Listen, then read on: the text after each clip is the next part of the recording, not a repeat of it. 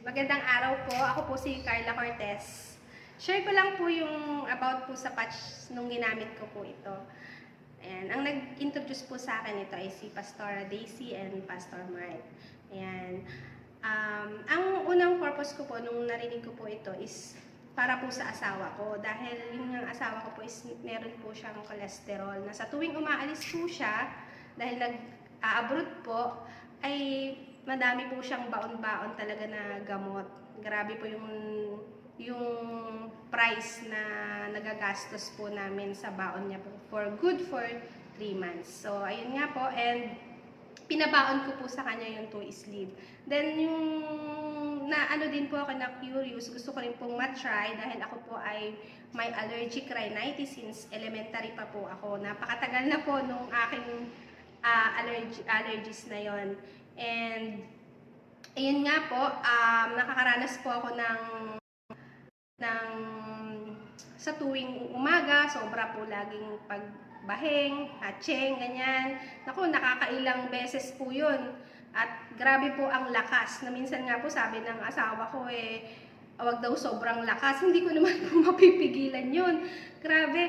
Tapos yung pong, alam niyo po ba yung lampi ng bata? Lagi po yung katabi ko sa pagtulog dahil alam ko na po sa tuwing umaga, gano'n na po yung mangyayari sa akin kapag hindi po ako nakakainom ng cetirizine. Kasi yung cetirizine po talaga yung hindi nawawala sa akin Lagi po ako may baon, saan pa po ako magpunta na meron po ako sa bag. So yun lang po. Pero may expiration po ano rin talagang babalik at babalik.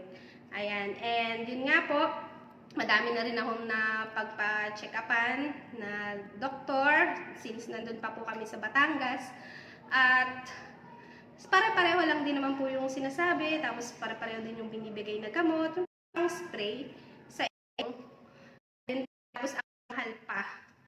And ayun po, alam niyo po ba yung sa paggamit ko, nilagay ko talaga sa ilong ko.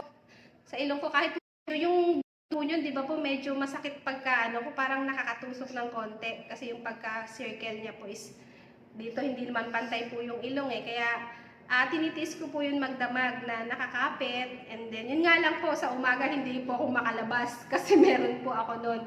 Tapos gumamit po ako nun ng naka 1.5 month po ako.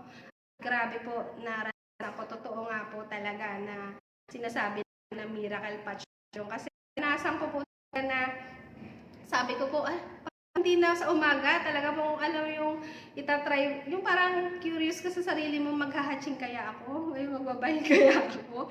So hindi po talaga, nawala po yun, and then nagsisinga po ako, sumisinga ako kahit wala naman. Parang sabi ko, totoo ba to? Ganyan. So tinatry ko po, wala na pong lumalabas.